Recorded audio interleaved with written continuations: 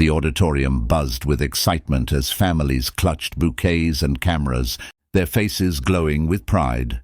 But in the third row, tucked against the wall where her wheelchair could fit, without blocking anyone's view, 17-year-old Maya Chen sat perfectly still, her hands folded in her lap, watching other graduates embrace their parents. Her father had promised he would be there. He had promised.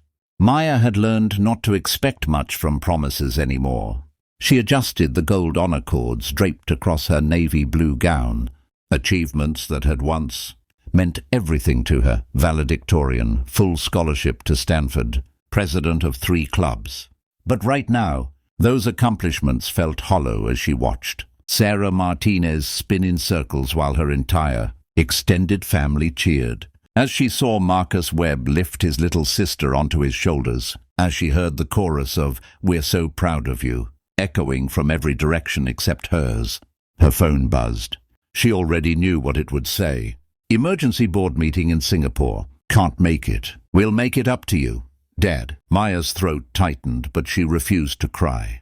She had cried at her 8th grade promotion when he missed it for a merger in Tokyo. She had cried at her 16th birthday when he sent an assistant with a designer handbag instead of showing up himself. She was done crying over David Chen's broken promises. What hurt more than his absence was knowing exactly where she ranked in his priorities. The company always came first. It had been that way since the car accident 5 years ago, the accident that had killed her mother and left Maya's legs useless.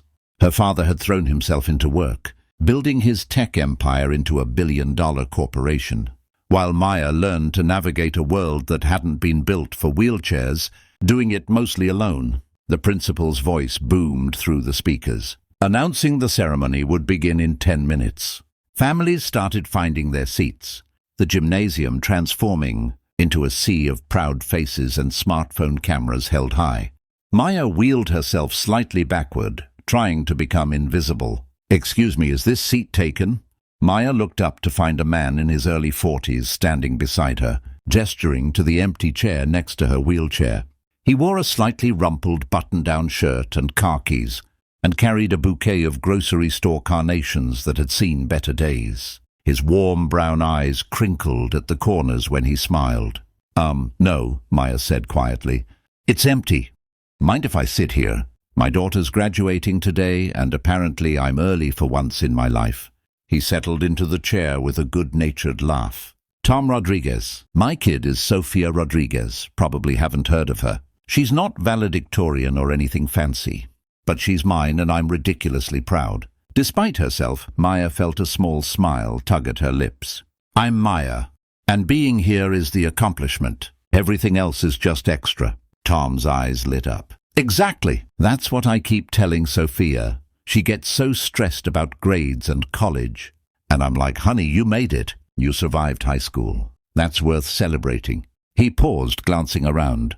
"Are your parents running late too?" The question landed like a stone in Maya's chest. She could have lied. She could have said they were parking the car or getting refreshments. Instead, she heard herself saying, "My mom died 5 years ago. My dad is somewhere in Asia. Work emergency." Tom's expression shifted, not to pity, which Maya hated, but to something that looked like understanding. "I'm sorry. About your mom." He was quiet for a moment. "Sophia's mom isn't here either. She left when Sophia was 3. Decided motherhood wasn't for her." He said it matter-of-factly, but Maya caught the old wound beneath the words. "So it's been just us two against the world for a long time." "That must have been hard," Maya said. "Some days harder than others.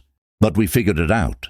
Tom smiled, pulling out his phone to show Maya a picture of a girl with Tom's eyes and a bright, slightly goofy grin.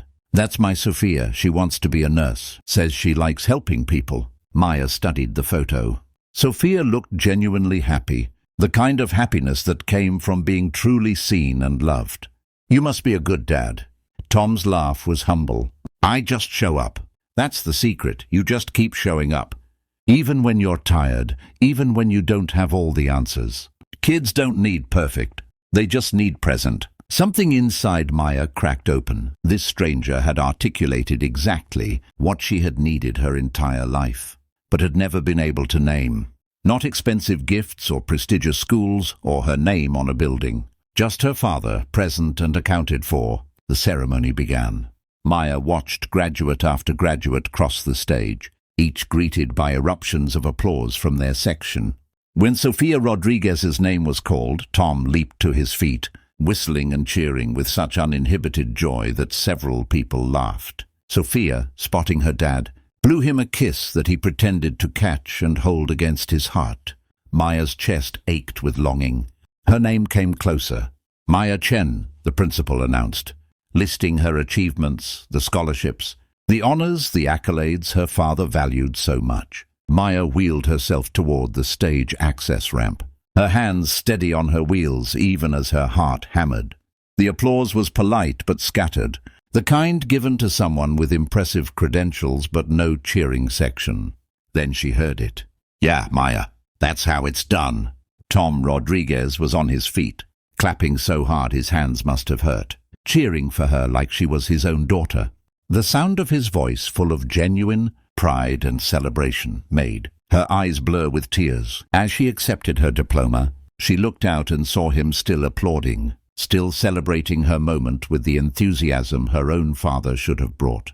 When Maya returned to her spot, Tom was waiting with the slightly bedraggled carnations.